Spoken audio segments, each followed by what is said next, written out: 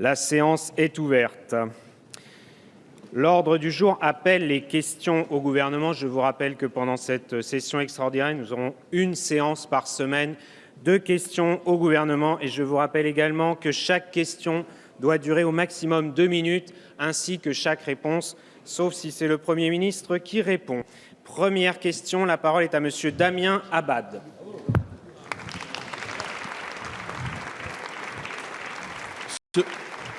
Monsieur le Président, ma question s'adresse à Monsieur le Premier ministre. Je voudrais tout d'abord saluer l'entrée de Simone Veil au Panthéon, cette femme admirable qui incarne la grandeur morale et dont le message de tolérance et d'humanisme doit guider notre engagement.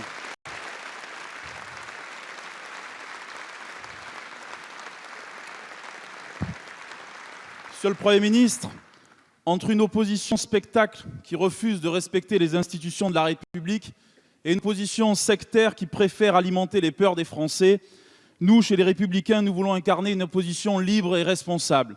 Libre, car nous avons été élus sans avoir eu besoin de faire allégeance au gouvernement. Responsable, parce que nous voterons les lois qui iront dans l'intérêt de la France et des territoires. C'est ce que les Français attendent de nous. Mais nous serons aussi une opposition vigilante. Et la première des vigilances sera de préserver le pouvoir d'achat des Français en stoppant le matraquage fiscal. Or, comme vous semblez le décider, en augmentant la CSG dès 2018 et en repoussant au calendrier grec les allègements de charges sociales et réductions d'impôts, Monsieur le Premier ministre, vous preniez le risque immense de reproduire les erreurs du passé. Je ne voudrais pas que vous soyez, dès aujourd'hui, le Premier ministre des décisions repoussées et demain, le Premier ministre des renoncements coupables. Parce qu'au final, ce seront les salariés, les retraités, les indépendants et les classes moyennes qui en subiront les conséquences. Une opposition vigilante, c'est aussi une opposition qui veut rompre avec cette addiction française à la dépense publique. Mais comme un malade attend de son médecin qui le soigne, nous attendons de vous pas seulement un diagnostic, mais des remèdes pour redresser le pays. Enfin, une opposition vigilante, c'est une opposition qui assume ses convictions et ses valeurs. La première d'entre elles, la valeur travail. Alors, Monsieur le Premier ministre, est-ce que oui ou non, vous allez tenir cet engagement de revenir sur la défiscalisation des heures supplémentaires, qui était un engagement, une promesse qui avait été engagée par la droite? Et est-ce que oui ou non, vous allez engager une transformation radicale de notre pays pour sortir du marasme économique dans lequel la présidence Hollande nous a mis? Merci, Monsieur Abad. La parole est à Monsieur le Premier ministre.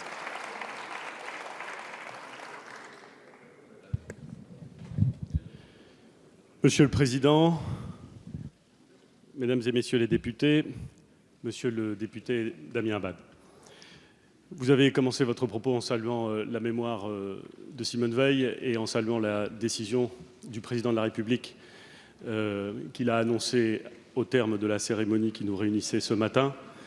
Je veux moi aussi évidemment saluer cette décision, dire qu'elle fait honneur à la République tout entière et qu'elle a été accueillie avec non pas une unanimité, mais une envie partagée de placer cette personnalité éminente de notre histoire à l'endroit où la République décide d'honorer ses plus chers enfants.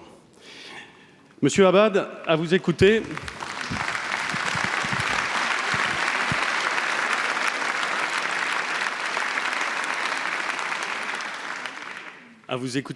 vous seriez la seule opposition. En tout cas, la seule opposition responsable. Je ne doute pas que vous pensiez être la meilleure. Je n'ai aucun doute sur le fait que vous pensiez être les meilleurs. Mais il y a d'autres oppositions. Elles vous plaisent peut-être moins, mais enfin, elles existent. Et personnellement, je les prends comme elles sont. Avec leur style, avec leurs idées, avec leur façon de s'exprimer. Elles sont différentes. Leur enthousiasme, leur verve, en effet. Bref, je les prends telles qu'elles sont, je les respecte toutes. Et je répondrai à toutes les oppositions et je travaillerai avec toutes les oppositions, vous l'imaginez bien. Vous n'avez pas...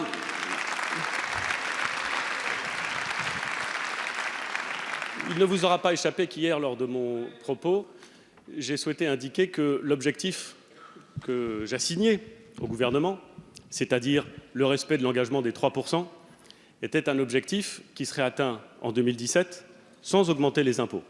Ça n'a pas pu vous échapper, mais en diminuant les dépenses. Je m'y tiens, je le redis, je le redirai demain si vous le souhaitez.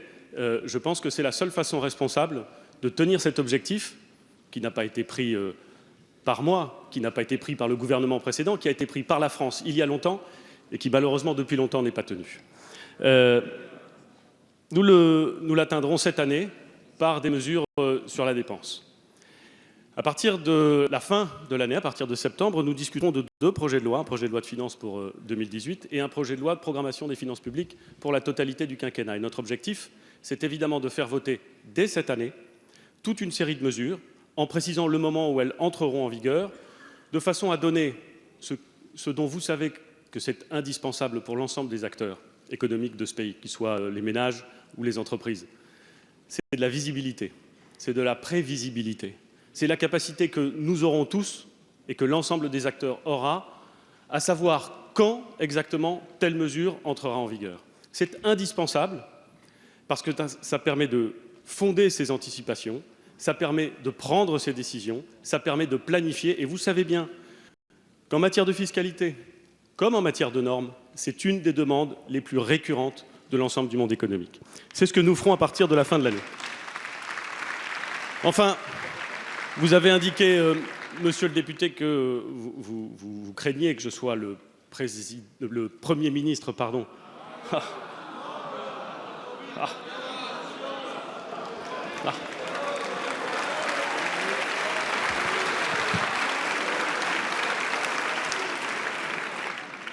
Le Premier ministre.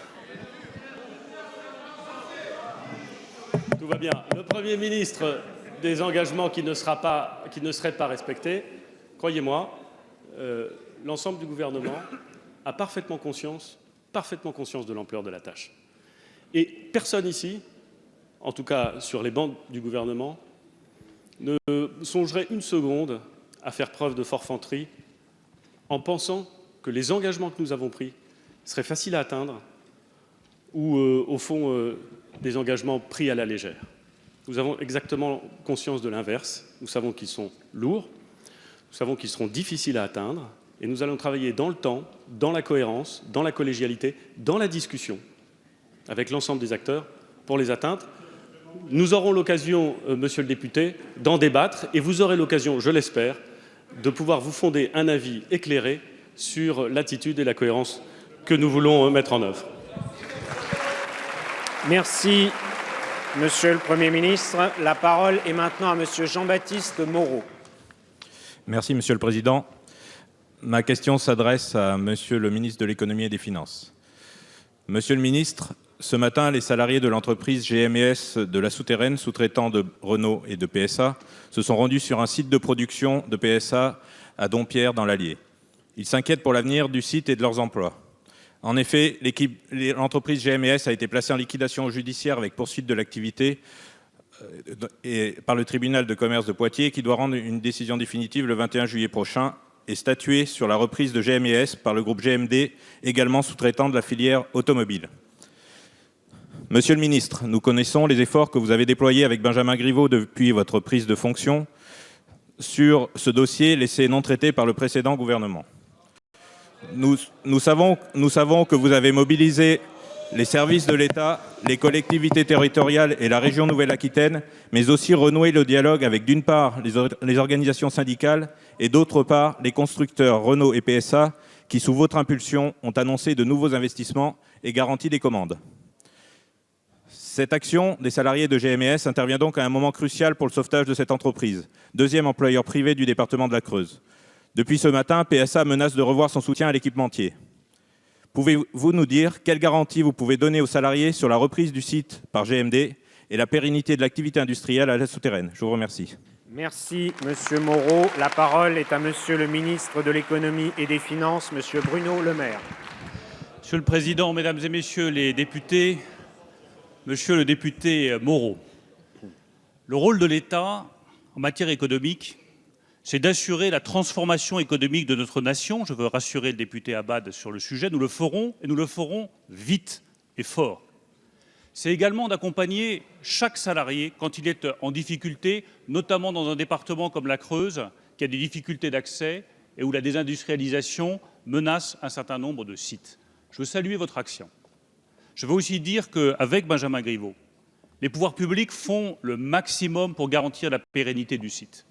Vous l'avez rappelé, Nous avons obtenu 22 millions d'euros de commandes supplémentaires de la part de Renault et de Peugeot pour le site de la souterraine, ça n'est pas rien. Nous avons réglé un certain nombre de difficultés liées à la dépollution du site. Nous nous sommes engagés pour la reconversion de chaque salarié.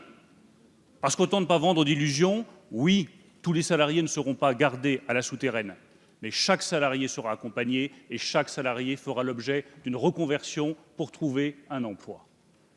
Les collectivités locales, la région se sont également engagées. Je souhaite maintenant que nous allions au bout de ce processus sur la base de l'offre de reprise déposée par GMD. Ça suppose que les salariés qui aujourd'hui bloquent les sites de production de Peugeot lèvent immédiatement et sans délai les blocages des sites de production de Peugeot. Il n'y aura aucune solution dans la menace ou dans le blocage des sites de production de Peugeot. Cela suppose que Peugeot confirme son engagement d'investir sur le site, que Renault confirme son engagement de 5 millions d'euros d'investissement sur le site. Et je vous propose de nous retrouver avec Benjamin Griveaux dans les jours prochains, une fois que le site de Peugeot aura été débloqué, pour que nous puissions achever la discussion, achever le dépôt de l'offre et garantir avec les salariés, avec leurs représentants, avec les industriels, la pérennité du site de la souterraine. Merci, Monsieur le ministre. La parole est maintenant à Monsieur Yves Jégaud. Monsieur le Président, Monsieur le Premier ministre, Simone Veil. Simone Veil, la survivante de la Shoah. Simone Veil, la combattante de l'Europe. Simone Veil, défenseur du droit des femmes. Simone Veil va entrer au Panthéon. Elle n'appartient plus seulement à sa famille politique, à notre famille politique, elle appartient à la nation et son héritage doit prospérer. Monsieur le Premier ministre, l'héritage de Simone Veil dans cet hémicycle, c'est la loi sur l'interruption volontaire de grossesse.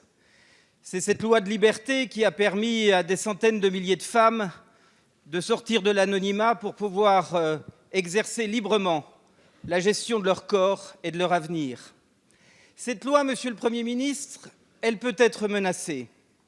Menacée par un manque de moyens, et les organisations du planning familial ou les acteurs de la santé le disent sur le terrain, et menacée aussi par une remise en cause liée à la montée des fondamentalismes religieux de tout crin, liée à ceux qui, ayant perdu le sens commun, vont jusqu'à manifester dans les rues pour revenir et grignoter ce droit imprescriptible des femmes. Alors, Monsieur le Premier ministre, ma question est simple. Saurons-nous tous ensemble être les dignes héritiers de Simone Veil? Merci, Monsieur Jégaud. La parole est maintenant à Madame Marlène Schiappa, secrétaire d'État chargée de l'égalité entre les femmes et les hommes. Monsieur le Président, Monsieur le député Yves Jégaud, Mesdames et Messieurs les députés, je vous remercie d'abord pour cet hommage à Simone Veil. Elle a été, vous l'avez dit, une personnalité marquante à tout niveau, d'abord comme être humain, comme femme pour ce qu'elle incarnait, une survivante de l'horreur de la Shoah, vous l'avez dit, ensuite comme personnalité politique, bien sûr notamment pour avoir mis fin au drame horrible des IVG clandestines. Notre génération n'a pas suivi en direct ces débats, mais elle reste néanmoins marquée par les images de l'INA, par l'âpreté des débats, par les insultes, par le faible nombre de femmes dans l'hémicycle. Et à cet égard, je vous félicite de cette évolution de l'Assemblée nationale en termes de mixité, mais aussi en termes de pratique. Et je souhaite rendre hommage aux parlementaires de l'époque. Une autre Simone éminente, Simone de Beauvoir, a dit qu'il suffirait d'une crise politique, économique ou religieuse pour que les droits des femmes soient remis en question. Ces droits ne sont jamais acquis, vous devrez rester vigilante votre vie durant, nous disait-elle, parce que l'on sait à quel point le droit à l'avortement est menacé, encore en 2017, dans le monde, mais aussi en France. Les débats lors de l'élection présidentielle ont montré qu'un certain nombre de candidats proposaient soit de revenir sur l'extension du délit d'entrave à l'IVG, soit attaquaient ce droit, notamment en parlant, je cite, d'IVG de confort et en invitant à ce qu'on le dérembourse. C'est pourquoi il est primordial de rappeler encore en 2017 que le droit à l'IVG existe, qu'il est dans la loi, que la République protège les femmes dans leur accès à l'avortement. Le gouvernement restera donc vigilant autour de 3 principes. Permettre l'accès à l'information. La loi votée le 20 mars 2017 relative à l'extension du délit d'entrave à l'IVG réprime désormais les pressions morales et psychologiques exercées à l'encontre des personnes qui cherchent à s'informer sur une IVG. garantir l'accès de toutes et de tous à la contraception et à la planification familiale. À cet égard, un suivi étroit des opérations de test réalisées par le ministère de la Santé et des plans régionaux d'accès à l'IVG est en cours de finalisation. Enfin, la lutte contre les inégalités femmes-hommes qui doit permettre... Merci Madame la Ministre. La parole est maintenant à Madame Marielle de Sarnez.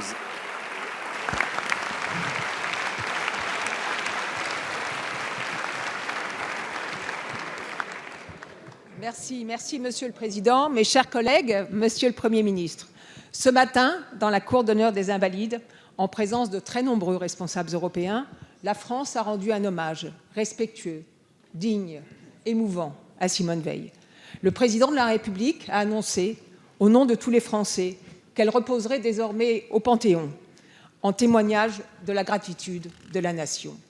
Nous sommes reconnaissants au Président de la République de cette décision. Ceux d'entre nous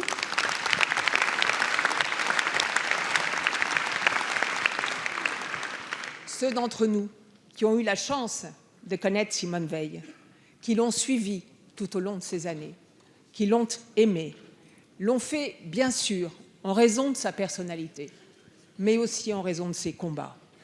Combat pour la mémoire, combat pour l'émancipation des femmes, combat pour l'Europe. Simone Veil savait la force de l'idéal européen. Et c'est ce message, cet engagement pour une certaine idée de l'Europe que nous devons avoir aujourd'hui à l'esprit. Dans un monde de plus en plus difficile, dans un monde de plus en plus dangereux, où les défis à relever sont immenses, nous avons vitalement besoin de retrouver le chemin d'un espoir européen. Et c'est pourquoi je serais heureuse, Monsieur le Premier ministre, que vous indiquiez à la représentation nationale ce que la France entend proposer à ses partenaires européens pour changer ce qui doit l'être, pour améliorer la réalité de ce beau et grand projet et pour réconcilier enfin le peuple français, tout le peuple français, avec l'idée européenne. Je vous remercie. Merci Madame de Sarnez. La parole est à Monsieur le Premier ministre. Madame la Présidente, merci de cette question et merci également à Monsieur Gégaud d'évoquer la mémoire et aussi le legs de Simone Veil dans cet hémicycle. J'en parle avec émotion, bien entendu, mais aussi une certaine forme de prudence. D'abord parce que certains, sur ces bancs, l'ont beaucoup mieux connue que moi. Ensuite parce que si je sais la trace qu'elle a laissée dans l'histoire, considérable, l'inspiration qu'elle a pu produire chez toute une série d'hommes et de femmes de notre époque, je sais aussi que ceux qui illuminent notre vie, ceux qui éclairent nos chemins et ceux qui sont morts méritent des paroles justes. Nul ne peut regarder fixement ni la mort ni le soleil, comme dit, ni la mort ni le soleil ne se peuvent regarder fixement. Et je pense que face à cette disparition, nous devons chérir cette mémoire sans faire parler évidemment celle qui a disparu. Son attachement européen était viscéral, profond, répété, assumé. Il me semble qu'il correspondait à la fois à un choix de la raison et un appel du cœur. Le choix de la raison, c'était l'évidence que pour garantir la paix, pour favoriser la prospérité, compte tenu de ce que l'Europe avait vécu, compte tenu de ce que les Européens avaient fait et supporté, il fallait faire en sorte que nous nous relevions ensemble et que tout prendrait un sens si nous avancions dans l'Union et que rien ne serait permis si nous nous séparions, comme cela avait été le cas depuis plus de 1000 ans dans l'Europe. Un choix de la raison, donc, mais aussi évidemment un appel du cœur, parce que la conviction européenne de Simone Veil s'était forgée dans l'épreuve, dans une épreuve terrible. Et j'ai entendu ce matin, comme beaucoup d'entre nous, le président de la République indiquer que ses proches faisaient état de ce que jamais Simone Veil n'avait eu une parole déplacée une parole critique vis-à-vis de l'Allemagne. Il y a beaucoup à apprendre. Il y a beaucoup à apprendre. Et il y a beaucoup à suivre. Alors vous avez raison, cet engagement européen, il est fort. Il était viscéral chez elle. Et il est fort aussi dans cette majorité. Pas seulement dans cette majorité d'ailleurs, Madame la Présidente, comme vous le savez, car l'attachement européen dépasse, heureusement, les rangs de cette Assemblée, les frontières partisanes de cette Assemblée. Mais nous y sommes incroyablement attachés. Le Président de la République a fait, au cours de sa campagne, du choix européen, un choix assumé. Ce choix assumé, nous l'avons entendu, nous l'avons suivi, c'est même probablement une des lignes de force de l'union de cette majorité, une des choses qui la rassemble la plus vivement. Le Président de la République a donc fait ce choix de l'Europe, l'a assumé, a été suivi par les Français, à la présidentielle et aux législatives, mais il l'a fait sans naïveté, car nul ne peut être naïf. Il a placé son engagement européen dans l'idée, au fond simple, que cette Europe ne pouvait prévaloir et ne pouvait se développer que si elle ne renonçait pas à l'idée de puissance et de force, et que si elle protégeait. L'Europe que nous construisons tous ensemble, elle doit protéger nos concitoyens. C'est vrai en matière de défense, et nous devons faire en sorte de développer tout ce qui permettra, non pas d'unifier nos forces de défense, bien entendu, mais de faire en sorte que l'Europe, globalement, puisse protéger ses intérêts, ses territoires, ses valeurs. C'est aussi une protection qui intervient en matière commerciale. Et l'absence de naïveté en matière commerciale est indispensable. C'est une Europe qui protège en matière sociale. Et le Président de la République a été clair sur l'objectif qu'il se fixait de faire évoluer dans un sens plus protecteur la réglementation, et notamment la réglementation applicable aux travailleurs détachés, pour faire en sorte que des situations que nous connaissons tous et qui sont effectivement choquantes et qui nuisent à l'idée même de l'Europe puissent ne pas prévaloir. Alors ce sera une discussion avec nos partenaires, elle ne sera pas simple. Parce que les pays européens ont des positions différentes et d'une certaine façon légitimement différentes. Il faudra travailler, il faudra expliquer et il faudra bien indiquer, exactement dans le sens de ce qu'indique le Président, que ne pas donner le sentiment que nous protégeons les travailleurs, les Français, c'est nuire au très grand dessein que nous portons et qu'il nous faut faire prévaloir.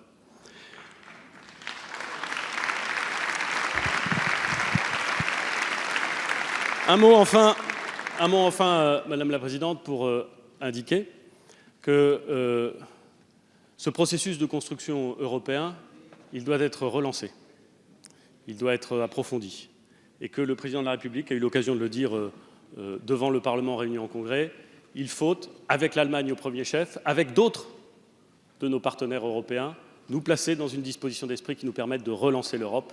Nous devons assumer ce dessein, nous devons le porter. C'est notre intérêt, c'est l'intérêt de nos enfants, c'est l'intérêt de l'Europe. Merci, Monsieur le Premier ministre. La parole est maintenant à Madame Valérie Rabault. Merci, Monsieur le Président. Mes chers collègues, ma question s'adresse à Monsieur le Ministre. Monsieur le Premier ministre, hier, vous avez invité les Français au courage lors de votre discours de politique générale. Aujourd'hui, je souhaite vous inviter, vous aussi, à ce courage, celui de nous dire ce que vous allez faire sur la CSG, puisque jusque-là, vous avez éludé cette question. Dans votre projet, vous prévoyez une augmentation de la CSG. Cette augmentation aura des conséquences différentes, que l'on soit salarié dans le privé, fonctionnaire ou retraité. Et Monsieur le Premier ministre, ces conséquences, vous les avez cachées. Quand on travaille dans le privé, ce qu'on perdra sur la hausse de la CSG, on peut espérer le récupérer sur la baisse des cotisations sociales, même si à ce stade, rien ne dit qu'il y aura une compensation à l'euro près. Quand on est retraité et assujetti au taux plein de CSG, ce sera, en l'état actuel, une perte nette du pouvoir d'achat, tout simplement puisque vous avez reporté la réforme sur la taxe d'habitation. En faisant ainsi, vous opposez les actifs et les retraités. Vous allez appauvrir plus de la moitié des retraités de France, soit 8 millions d'entre eux. Pour un retraité avec 1 200 € de retraite par mois, cette augmentation de CSG représentera 250 € à payer en plus sur une année. Appauvrir la moitié des retraités de France, c'est pénaliser les artisans, les commerçants de nos communes dont les retraités sont les clients. Hier, vous nous disiez que les contribuables ne seraient pas la variable d'ajustement de ce budget. En réalité, Monsieur le Premier ministre, vous transformez 8 millions de retraités français en variable d'ajustement de votre budget. Monsieur le Premier ministre, les 8 millions de retraités français ne veulent pas être la variable d'ajustement de votre budget. Nous vous demandons de renoncer. Merci, Madame Rabault. La parole est à Monsieur Gérald Darmanin, ministre de l'Action et des Comptes publics. Monsieur le Président,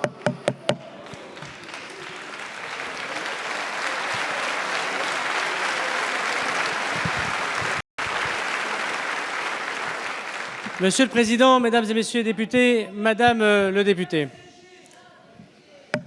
je pensais, Madame la députée, que vous alliez me parler de l'audit de la Cour des comptes, ayant été la rapporteure générale qui a présenté la belle loi de finances qui nous oblige aujourd'hui à prendre quelques économies. Mais je me suis trompé et votre question porte sur un débat qui a eu lieu pendant la campagne présidentielle. Et il est vrai qu'il y aura une augmentation de la CSG. Il y aurait pu avoir une augmentation de la TVA, mais il n'y aurait pas eu de compensation pour les salariés. Je voulais vous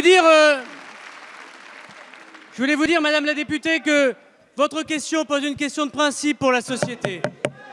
Sommes-nous d'accord pour que le travail dans notre pays paye? Il se trouve que je n'ai pas eu l'occasion, puisque j'ai choisi ma commune, de me présenter au suffrage des Français. Mais je me suis aperçu que les salariés, les ouvriers de ce pays sont désespérés de voir qu'ils se lèvent le matin pour un salaire qui ne correspond pas à leur force de travail. Et celui qui vous parle, Monsieur Chassaigne, n'a pas été élu d'une circonscription. Aujourd'hui, il faut renforcer le pouvoir d'achat. Alors effectivement, il y aura des mesures de compensation pour ceux qui ont une augmentation de la CSG, mais il faut aujourd'hui dire que la décision qui sera prise par ce gouvernement, c'est celle du renforcement du pouvoir d'achat de nos salariés, de nos ouvriers, et ça fait bien longtemps que ça n'a pas été fait. Merci, Monsieur le Ministre. La parole est maintenant à Monsieur Didier Paris.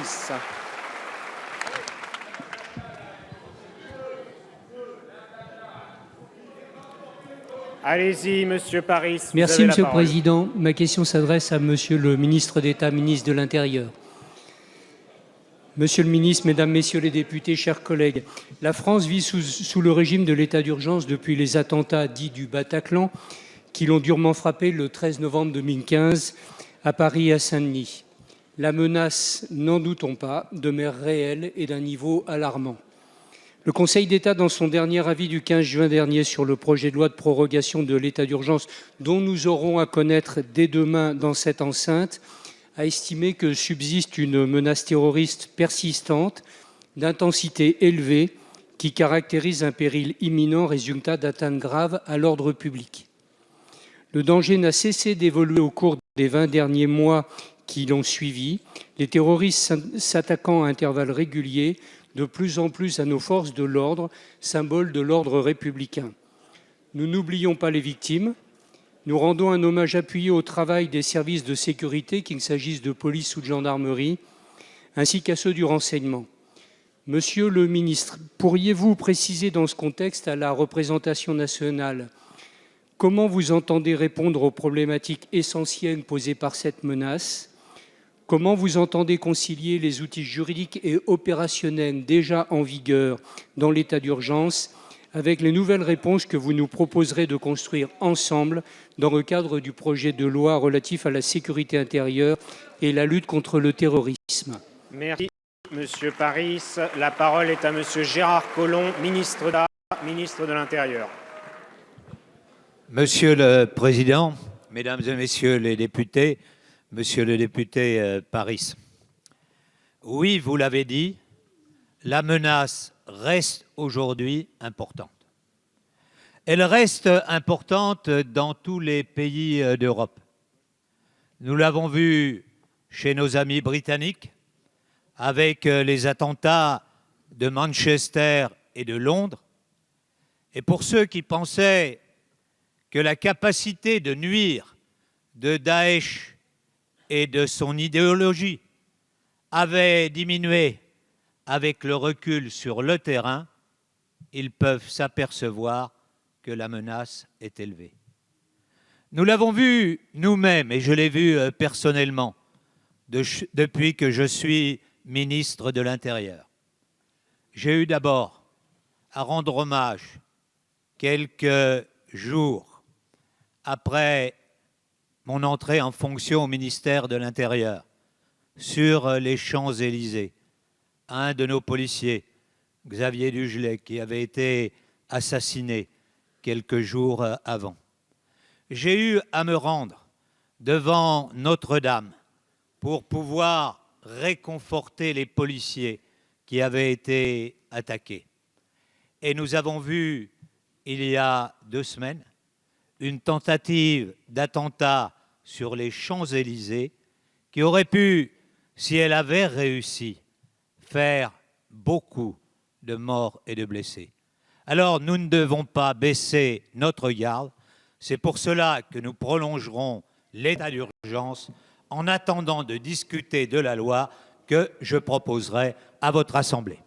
Merci, Monsieur le ministre. La parole est à Monsieur Éric Coquerel. Monsieur le Président, chers collègues, cette question est à poser à Bruno Le Maire. Je veux dire que tout à l'heure, quand j'ai entendu mon collègue Moreau vous poser la question de GMS, j'ai douté 2 minutes de l'utilité de cette question, puisque c'est sur le même thème que je vous interroge. Mais à vrai dire, en entendant votre réponse qui, au lieu du soutien aux salariés, les menace et remet en réalité en question le droit de grève, je me suis dit que je devais vous donner une 2e chance d'être un peu plus à la hauteur de la situation. Car je dois dire que c'est la manque de décence quand la menace de liquidation judiciaire qui pèse sur eux est en réalité tout simplement une liquidation sociale de 277 salariés, sans compter les 800 emplois induits qui disparaîtraient, je vous rappelle, dans un des territoires les plus pauvres de la République. D'autant que la responsabilité de l'État est clairement engagée. Les 8 mois de lutte de ces salariés révèlent tous les effets destructeurs du capitalisme financiarisé. 10 repreneurs en 29 ans, 3e redressement en 8 ans. Et c'est peu dire que les pouvoirs publics portent en effet une lourde responsabilité, puisque la première est d'avoir laissé en définitive des constructeurs libres de décider de l'avenir d'entreprises sous-traitantes, alors que tant chez Renault que chez PSA, l'État a encore des actions notables et que ces entreprises ont bénéficié, comme tant d'autres, du CICE l'an dernier. La deuxième est d'avoir laissé des actionnaires peu scrupuleux dépouiller cette entreprise, au point que la BPI elle-même porte plainte contre eux. Je parle de l'ex-groupe Altia. Vous apportez une solution qui est de prévoir le maintien de 120 salariés sur 277 par l'intermédiaire du groupe GMD. Comme à chaque fois, ce sont les salariés qui sont là, la variable d'ajustement, et sans bureau de méthode ni bureau d'études, nous savons tous que l'entreprise ne peut être viable. Ne serait-ce pas juste au fond le moyen de reporter la liquidation? Aussi, je vous pose la question que ces salariés vous posent. Est-ce que vous allez leur donner le temps de trouver le temps nécessaire pour que le nombre d'emplois repris soit amélioré? Ils pointent cette viabilité à 2... Merci, Monsieur Coquerel. La parole est à Monsieur Bruno Le Maire, ministre de l'Économie et des Finances. Monsieur Coquerel, vous pensez aux quelques salariés qui bloquent actuellement les sites de production de Peugeot. Moi, je pense à tous les salariés de GMS à la souterraine qui veulent la pérennité du site et qui savent que ce n'est pas en bloquant les sites de production de Peugeot qu'ils obtiendront la pérennité du site industriel de la souterraine, c'est en continuant à travailler à une solution durable pour ce site industriel. C'est dans la responsabilité, Monsieur Coquerel, et c'est dans le dialogue que nous trouverons des solutions. Les pouvoirs publics ont fait le maximum et continueront à le faire pour garantir une solution pérenne au site. Je rappelle que nous avons obtenu 22 millions d'euros d'investissement de la part de Renault et de Peugeot. Vous pensez que c'est tombé tout droit du ciel? C'est les pouvoirs publics qui ont obtenu cet engagement. Nous avons obtenu l'engagement ferme de 5 millions d'euros d'investissements nouveaux du constructeur Renault sur le site, vous pensez que c'est tombé tout droit du ciel? Nous faisons pression sur Peugeot pour que Peugeot confirme à son tour son investissement. L'État même s'est engagé à hauteur de 5 millions d'euros pour investir davantage sur le site et garantir la pérennité du site industriel. Vous pensez que c'est tombé, là aussi, tout seul du ciel? Nous faisons le maximum. Mais pour faire le maximum, il faut que tout le monde soit autour de la table. Pour faire le maximum, il faut que le dialogue reprenne. Pour faire le maximum, il faut que nous puissions étudier et améliorer encore l'offre de reprise de GMD. Je renouvelle ma demande de levée immédiate du blocage des sites de production de Peugeot pour que le dialogue reprenne et que la pérennité du site industriel de la souterraine, à laquelle je suis autant attaché que vous, Monsieur Coquerel, puisse être garantie. Merci, Monsieur le Ministre. La parole est à Monsieur Aurélien Taché. Merci, Monsieur le Président. Ma question s'adresse à Madame Muriel Pénicaud, ministre du Travail. Madame la ministre, notre société fait face à des défis innombrables.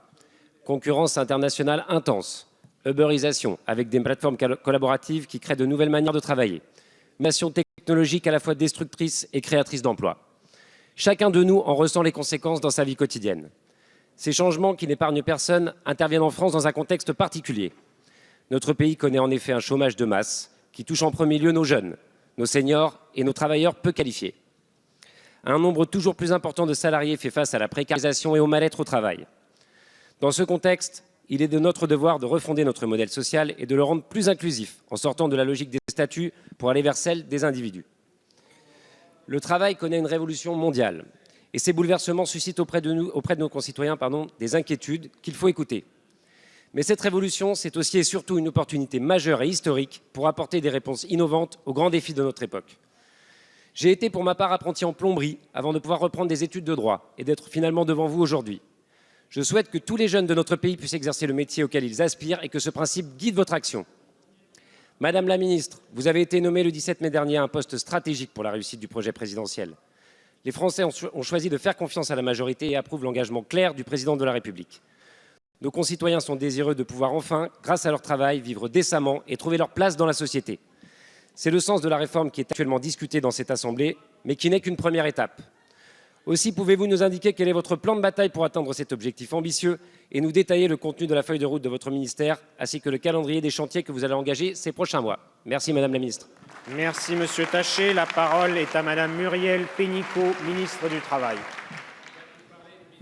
Monsieur le Président, Mesdames et Messieurs les députés, Monsieur le député Taché, oui, vous l'avez dit, la rénovation du modèle social français est urgente, compris par une grande partie de cette Assemblée, pour les raisons que vous avez évoquées. Dans la feuille de route, la première priorité, c'est cette rénovation profonde, en s'appuyant sur les valeurs historiques du modèle social français. Ce que j'appelle le Rubik's Cube de la rénovation du modèle social, parce qu'il y a 6 aspects de réforme qui sont intrinsèquement liés. L'un ne peut pas réussir sans l'autre. Le premier volet, c'est le Code du travail, dont l'Assemblée est maintenant s'est saisie du projet de loi. Deuxième sujet, l'assurance chômage, pour aller vers un filet de sécurité qui permet à chaque actif, de pouvoir, tout au long de sa vie professionnelle, avoir une vraie prolongation sans trou dans le système. Troisième aspect, la formation professionnelle. Vous l'avez évoqué, c'est essentiel. C'est probablement la première des sécurités par rapport aux défis actuels et à venir. C'est que chacun, jeune, demandeur d'emploi, salarié, actif, puisse accéder à ce qui va lui donner la compétence et donc la sécurité demain. Et ça suppose d'une part une réforme de la formation professionnelle et d'autre part un plan d'investissement massif dans les compétences dont nous parlerons à l'automne. Quatrième aspect, l'apprentissage. Je pense que pour les jeunes, c'est vraiment la priorité. Il y a un consensus là-dessus. Il faut s'asseoir ensemble avec les partenaires sociaux, avec les régions, avec les entreprises pour trouver de quoi donner un élan. Cinquième aspect, le pouvoir d'achat. On en a parlé avec la baisse de la cotisation d'assurance chômage. Sixième aspect, la réforme de retraite que portera ma collègue ministre des Solidarités et de la Santé. Outre ces 6 chantiers de la rénovation du modèle social, 2 priorités. La politique d'emploi et d'insertion, il faut l'évaluer, la calibrer, la rendre plus efficiente. Et l'Europe sociale que nous devons co-construire avec nos partenaires, à commencer par le sujet de la directive détachée. Merci. Merci Madame la Ministre. La parole est à Monsieur Fabien Roussel. Monsieur le Premier ministre, la région des Hauts-de-France cumule depuis de trop nombreuses années de tristes records en matière de chômage, d'espérance de vie, de santé. Sur les 6 millions d'habitants de cette région, qui est aussi celle du président de la République et du ministre des Comptes publics, 1 million vit sous le seuil de pauvreté. 1 million sur 6. Près de 100 000 jeunes sont au chômage. Alors que notre niveau de vie est un des plus bas de France, notre pouvoir d'achat risque encore de fondre avec les annonces du gel du point d'indice pour les fonctionnaires ou avec la hausse de la CSG pour les retraités. L'industrie, qui est aussi notre fierté, n'est pas protégée. Nous perdons tous les ans des emplois, des savoir-faire, comme avec les Whirlpool ou les Goodyear. Il en va de même pour nos agriculteurs, asphyxiés par la concurrence et la bureaucratie. En plus, nos services publics sont sous-dotés et disparaissent. Les communes rurales sont les premières à en souffrir. Nous avons beaucoup donné dans la région et nous sommes aujourd'hui les grands oubliés de la République.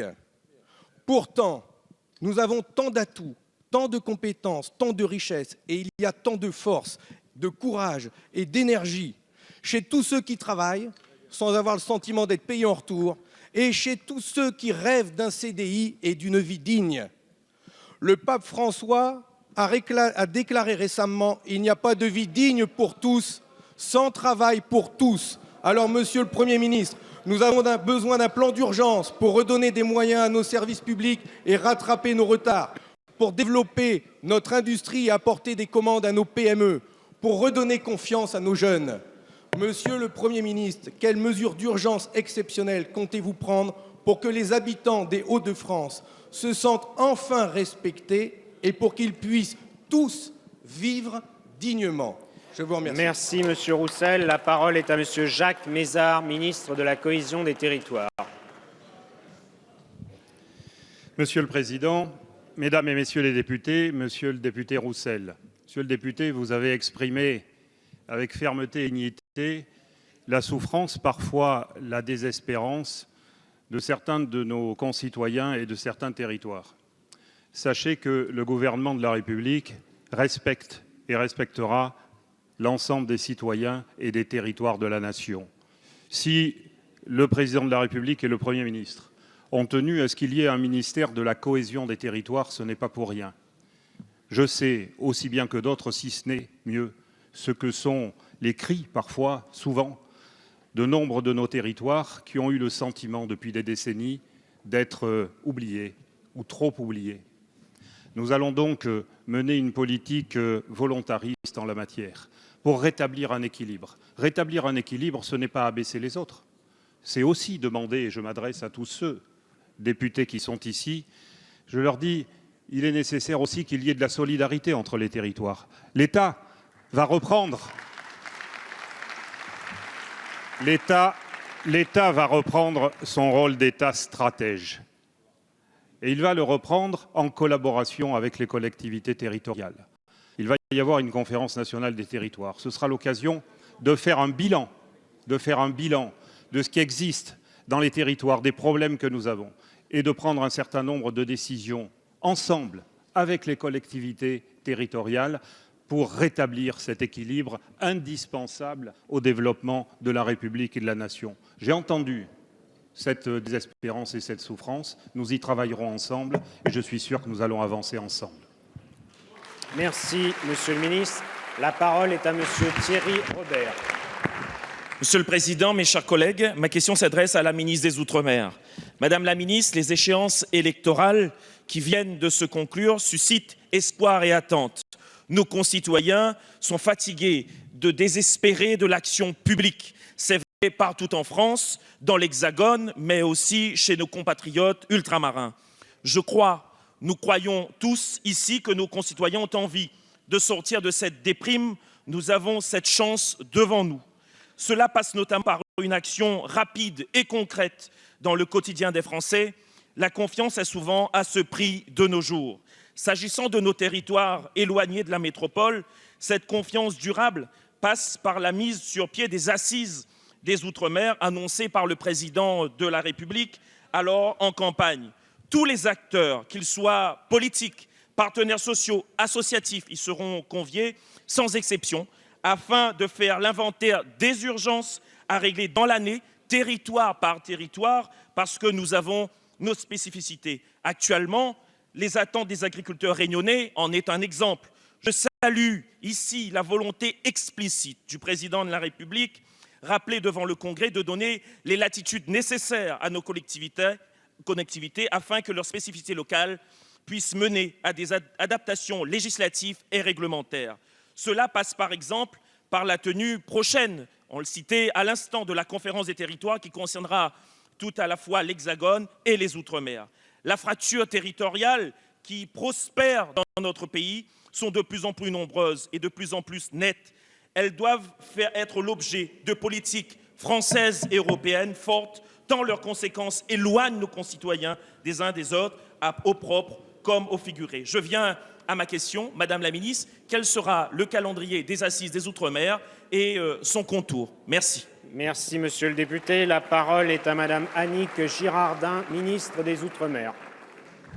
Monsieur le Président, Mesdames et Messieurs les députés, Monsieur le député Thierry Robert.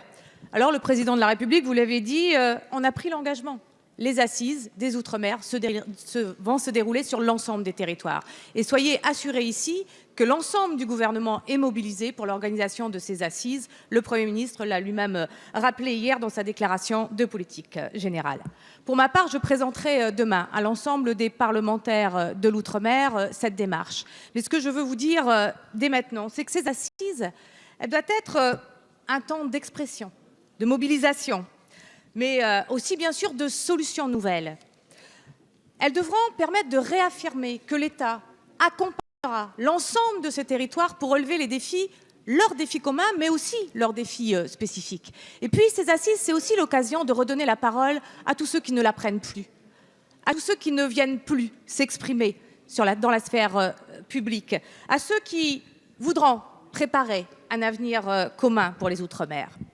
Et c'est là le temps important de ces assises également. Alors des assises telles qu'elles sont préparées, c'est un gouvernement mobilisé, c'est un rapporteur général qui sera choisi pour ses compétences et sa connaissance de l'outre-mer avec une équipe dédiée. Ce sera une démarche large, participative, qui fera entendre la voix de tous ceux qui doivent contribuer à ce chemin que nous devons tracer pour les Outre-mer. Et puis, je veux vous le dire, c'est bien ensemble que nous allons pouvoir construire l'avenir de ces Outre-mer, innover, imaginer, faire de nouvelles propositions. Mais ces assises, c'est aussi l'occasion de mettre en place les plans de convergence qui ont été prévus par la loi égalité réelle en Outre-mer. Et puis, pour conclure, je veux vous dire que ces assises, c'est bien sûr une mobilisation de tous les ministres qui sont ici sur les bancs aux côtés de l'Outre-mer. Merci, Madame la Ministre. La parole est à Monsieur Patrick Hetzel. Ma question s'adresse à Monsieur le ministre de l'Éducation nationale. La grande absente du discours du Président de la République et du discours de politique générale du Premier ministre, c'est la ruralité. En effet, tous deux parlent beaucoup du fait urbain et métropolitain, mais ils négligent de façon très coupable la ruralité. Alors que précisément les concitoyens vivant en dehors des villes sont ceux qui se sentent les oubliés. Et les dernières élections nous l'ont encore montré.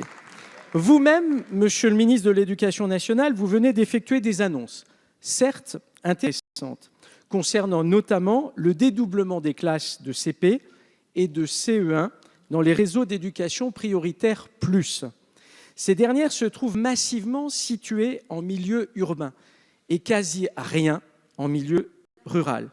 Or, vous n'êtes pas sans savoir que les mêmes difficultés scolaires existent en milieu rural et qu'au cours des 5 dernières années, hélas, rien n'a été fait dans ce sens.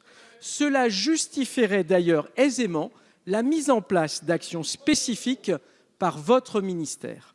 Ma question est donc très simple.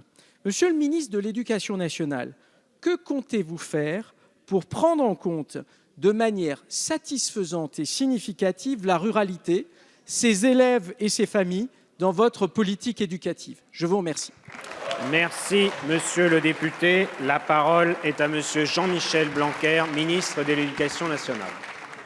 Monsieur le Président, Mesdames et Messieurs les députés, Monsieur le député Patrick Hetzel, merci pour cette question parce que c'est l'occasion d'aborder un sujet qui en effet est très important, sujet d'ailleurs qui concerne la cohésion des territoires et qui concerne évidemment tous les Français. Bien sûr, la ruralité est très importante aujourd'hui et doit faire l'objet de notre attention de la même façon que les quartiers défavorisés urbains. Et c'est tout à fait le sens de la politique que nous mènerons. Le président de la République l'a d'ailleurs dit tout au long de la campagne présidentielle et nous avons commencé à travailler sur cela. D'abord, certains des dédoublements dont vous avez parlé auront lieu en milieu rural. Bien entendu, vous l'avez dit, c'est une minorité et ça ne suffit pas comme réponse à votre question. La véritable réponse à votre question, c'est que nous allons porter une attention spécifique aux écoles et aux collèges en milieu rural. D'abord pour avoir l'esprit de finesse, beaucoup plus que l'esprit de géométrie, dans les calculs qui sont faits en matière de classes créées ou supprimées. Mais surtout, notre objectif est de créer une attractivité nouvelle pour les écoles et les collèges ruraux, de façon à revitaliser les territoires ruraux grâce à l'école. L'école ne doit pas être sur la défensive, mais à l'offensive en matière de ruralité, puisque l'objectif est d'avoir plus d'élèves dans le futur. Nous ne devons pas simplement fermer parce que nous constatons des baisses démographiques, nous devons être en situation de créer des dynamiques nouvelles grâce à des projets nouveaux. C'est pourquoi il y aura, par exemple, dans le futur, c'est encore trop tôt pour l'annoncer, bien entendu, mais un plan sur les internats, pour revitaliser les internats en milieu rural. C'est pourquoi il y aura, dans le futur, des projets pour dynamiser les collèges. Vous avez parlé des difficultés des écoles primaires. En réalité, elles ont de bons résultats aujourd'hui, ce qui justifie de les renforcer. Cela justifie aussi de les articuler davantage avec les collèges qui, eux, ont des difficultés pédagogiques. Nous les unirons davantage, nous leur donnerons une identité forte et ainsi, nous pourrons répondre à votre question. Merci beaucoup. Merci, Monsieur le Ministre. La parole est à Madame Isabelle Muller-Coix. Monsieur le Président, mes chers collègues, Monsieur le Premier ministre, cette question s'adresse à Madame la ministre des Transports. Nous avons été de nombreux candidats dans toute la France à être interpellés par nos concitoyens sur les problèmes de transport locaux. Députée de la première circonscription du Val d'Oise, j'ai été saisie des difficultés rencontrées notamment sur les lignes H, J du Transilien et la ligne C du RER. Mais c'est en particulier sur l'éventuelle disparition dans l'avenir de petites gares dans le Vexin et l'Oise et la réduction programmée de 3 à 1 pour la rentrée d'horaire des trains aux heures de pointe en raison du cadencement que je souhaiterais faire porter notre réflexion. Il est bien prévu de fournir des taxis à la demande pour permettre aux usagers de ces gares de rejoindre de plus grandes gares au parking déjà saturé, mais cela semble peu pratique et peu pérenne. Ces bouleversements aggravent les difficultés pratiques d'accès à l'emploi, à l'éducation pour les lycéens, à la culture, aux loisirs, en un mot, à la mobilité. Cette diminution du service du transport public des voyageurs renforce le sentiment d'abandon, d'isolement et d'exclusion de cette France dite périphérique qui voit l'accessibilité territoriale à nombre d'autres services publics se limiter. Plus généralement, c'est l'avenir de la ruralité et l'équité entre tous les Français, quel que soit leur lien, le lieu de résidence qui interroge. Plus de 30 ans après la LOTI, Madame la Ministre, comment envisagez-vous de prendre en compte concrètement ces problèmes du transport quotidien à l'heure du renforcement de la transition énergétique ? Le Président de la République a annoncé pour 2018 une loi d'orientation sur les mobilités. Souhaitons qu'elle prenne en compte la situation spécifique des territoires ruraux et urbains. Je vous remercie. Merci, Madame la députée. La parole est à Madame Elisabeth Borne, ministre chargée des Transports. Monsieur le Président, Mesdames, Messieurs les députés, Madame la députée Muller-Coix, à travers votre question sur les transports dans le Vexin, c'est toute la question des besoins de mobilité au quotidien que vous soulevez.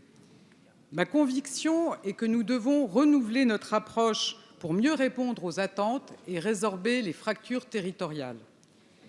Ces besoins du quotidien doivent être au cœur de nos priorités. Mieux traiter les besoins du quotidien, cela passe naturellement par des choix d'investissement revus. La priorité doit aller à l'entretien et à la modernisation des réseaux existants. Nous devons également traiter les situations inacceptables pour les usagers, qu'il s'agisse de trains saturés, de problèmes de régularité, de bouchons ou de villages traversés par des files de poids lourds. En Île-de-France, l'État accompagne la rénovation des transports dans le cadre d'un ambitieux contrat de plan État-région qui prévoit 5,3 milliards d'euros d'investissement sur la période 2015-2020, notamment pour faire face aux problèmes de saturation, d'inconfort et d'irrégularité. Mais il faut également répondre aux besoins des zones rurales ou périurbaines qui représentent 40% de la population et notamment dans votre circonscription, Madame la députée. Dans ces territoires, nous devons inventer de nouvelles solutions. Les collectivités prennent d'ores et déjà des initiatives, qu'il s'agisse de transport public, de covoiturage, de plateformes de mobilité. Nous devons encourager et accompagner ces initiatives avec tout le potentiel des nouvelles technologies, notamment digitales. Bref, nous devons penser nos politiques de mobilité différemment.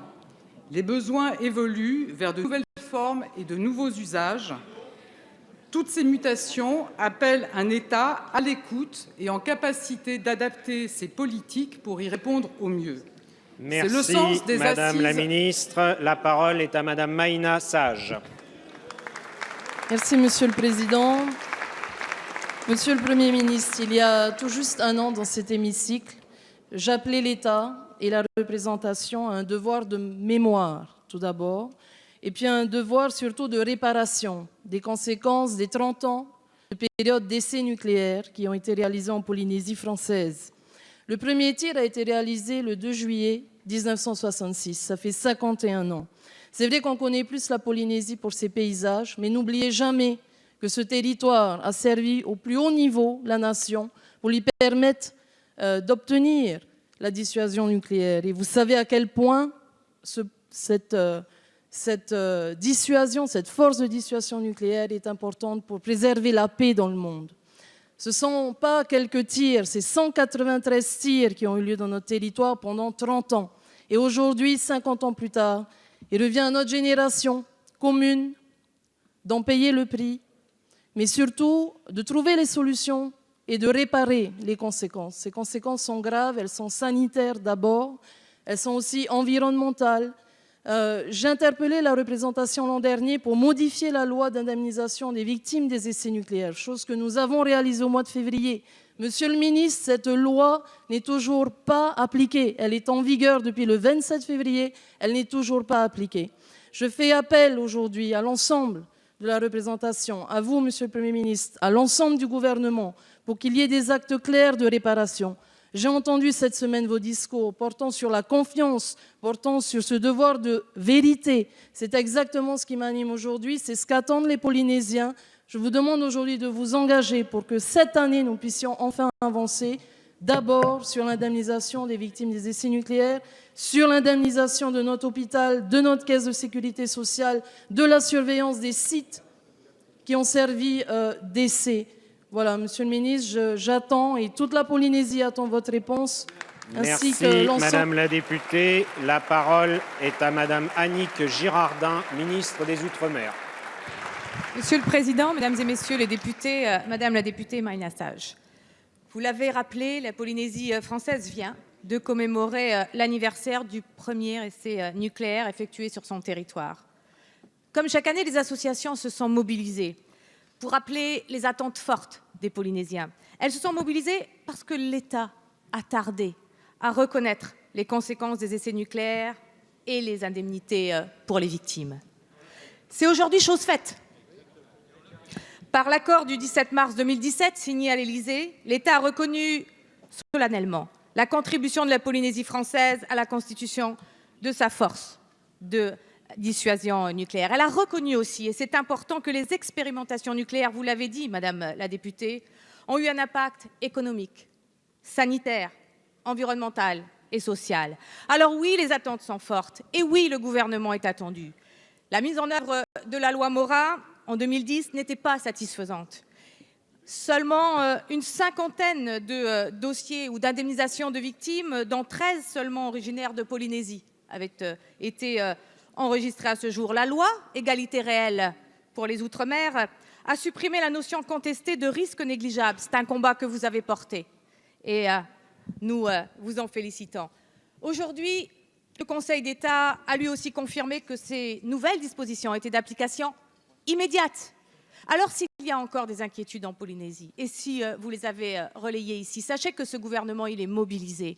Sachez que nous serons à vos côtés et nous passons aujourd'hui à l'acte. Le Premier ministre a souhaité que le comité de suivi de la loi, présidé par ma collègue Agnès Buzyn, ministre de la Santé, se réunisse immédiatement, comme d'ailleurs la commission prévue par la loi EROM. Et puis le CIVEN devra effectivement reprendre l'ensemble des dossiers qui ont été refusés. Alors oui, Madame le député, nous serons à vos côtés et nous ne lâcherons pas comme vous. Merci, Madame la Ministre. La parole est à Monsieur Gabriel Attal. Merci, Monsieur le Président. Ma question s'adresse au ministre de l'Éducation nationale et je veux en profiter pour saluer les 700 000 bacheliers qui ont reçu ce matin leurs résultats. Remercier aussi leurs enseignants pour leur engagement tout au long de l'année. Monsieur le ministre, l'école est un lieu formidable d'innovation, de dépassement de soi, de réussites individuelles et collectives. Mais c'est aussi un lieu où se nouent des inégalités, qu'il s'agisse de la maîtrise des fondamentaux à l'entrée en 6e ou des 100 000 jeunes qui quittent chaque année le système scolaire sans qualification. Les Français nous ont donné mandat pour agir et vous avez fixé un cap, une méthode, celle de la confiance et de l'intelligence collective. Parce que l'école n'a pas besoin d'une énième grande loi de refondation, mais d'initiatives innovantes, proches du terrain. C'est un travail de longue haleine qui va nous animer collectivement. Le Premier ministre en a fixé le cadre hier à l'occasion de sa déclaration de politique générale, mais d'ores et déjà, vous avez mis l'école en mouvement. Dès la rentrée scolaire prochaine, les classes de CP seront dédoublées en réseau d'éducation prioritaire renforcé. Dès la rentrée scolaire prochaine, les classes bilingues seront rétablies et l'enseignement du grec et du latin sera renforcé dans tous les établissements. Dès la rentrée scolaire prochaine, les collectivités pourront mieux adapter l'organisation des rythmes scolaires en lien avec l'ensemble des acteurs de leur territoire. Et puis, dès la prochaine rentrée, les collégiens bénéficieront d'un accompagnement après la classe parce que nous savons que les devoirs sont indispensables pour l'excellence de l'apprentissage et en même temps, ils peuvent donner lieu à des inégalités sociales, scolaires ou à des problèmes dans la famille. Donc ma question est la suivante. Comment allez-vous mettre en place ce dispositif devoir fait que vous avez annoncé récemment? Sachez en tout cas que l'ensemble des parlementaires de La République En Marche seront à vos côtés pour soutenir votre action nécessaire. Merci. Merci, Monsieur Attal. La parole est à Monsieur Jean-Michel Blanquer, ministre de l'Éducation nationale. Monsieur le Président, Mesdames et Messieurs les députés, Monsieur le député Gabriel Attal, merci d'avoir rappelé les mesures concrètes qui vont valoir dès la rentrée. Elles sont importantes et elles doivent avoir tout un impact sur les élèves, leurs familles et la société française. L'une d'entre elles, vous l'avez rappelé, s'appelle « devoir fait » et l'expression veut bien dire ce qu'elle signifie. Elle signifie d'abord que nous avons voulu une mesure de qualité pédagogique en disant qu'il faut que les élèves fassent des exercices par eux-mêmes, en dehors du temps de cours. Et c'est une question qui a souvent été posée dans le passé, sans réponse très claire. Et deuxièmement, c'est une mesure de justice sociale, puisque nous savons bien que les devoirs à la maison peuvent accentuer les inégalités, puisque toutes les familles ne sont pas dans la même situation sur ce point-là. C'est pourquoi nous avons réussi à concilier ces deux positions et à proposer la mesure devoir fait, qui consiste à avoir du soutien scolaire à l'intérieur de l'école, à l'intérieur des collèges.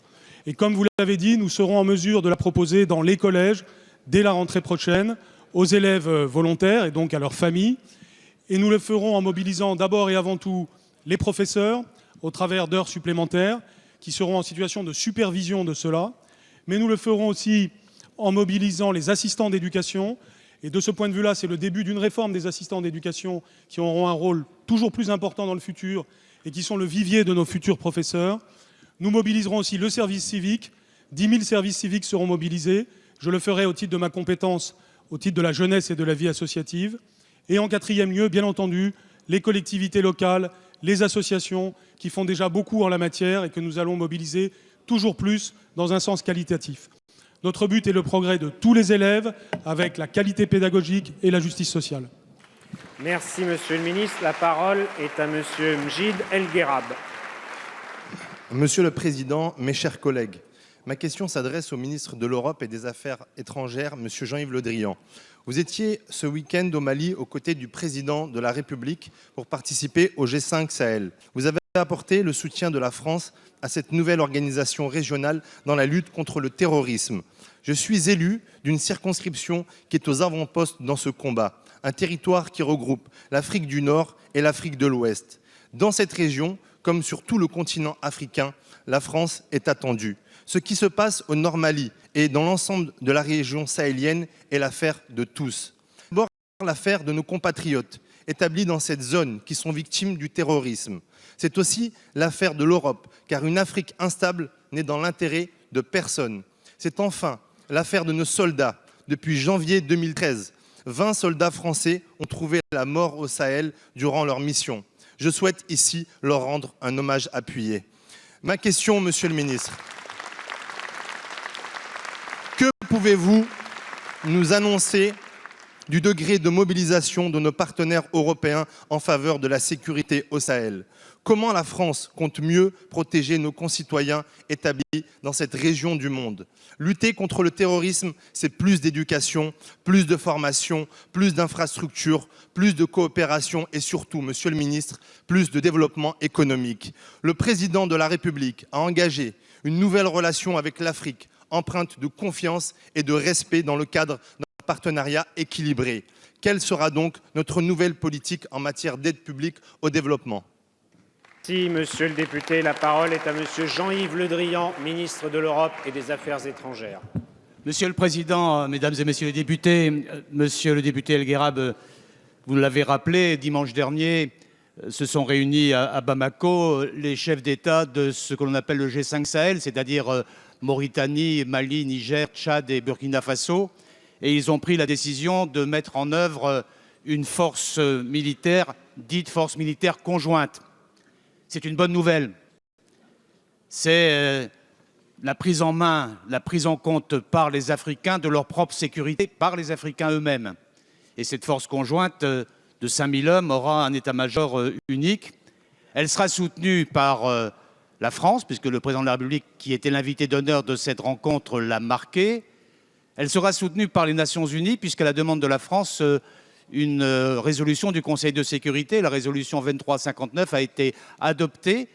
Elle légitime cette action et elle offre la perspective d'une conférence des donateurs qui se réunira au mois de septembre pour accompagner financièrement et techniquement cette manœuvre. Cette force conjointe aura aussi le soutien de l'Union européenne qui a décidé déjà le versement de 50 millions d'euros dans le cadre de ce qu'on appelle les facilités africaines de paix.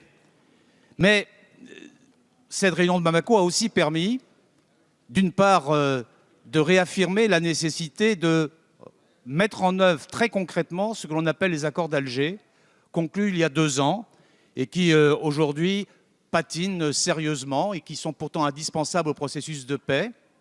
Et puis cette orientation a été prise aussi par la demande du président de la République de mettre en œuvre une action de solidarité, de développement dans le cadre de ce que le président Macron a appelé l'Alliance pour le Sahel, qui va permettre un véritable co-développement du secteur. Donc vous voyez, il y a une réponse à la fois politique, sécuritaire et économique. Merci, monsieur le ministre. La séance des questions au gouvernement est terminée. En application de l'article LO 181 du Code électoral, j'ai reçu du Conseil constitutionnel communication des requêtes en contestation d'opérations électorales dont il est saisi. Prochaine séance demain à 9h30, projet de loi prorogeant l'application de la loi du 3 avril 1955 relative à l'état d'urgence. La séance est levée.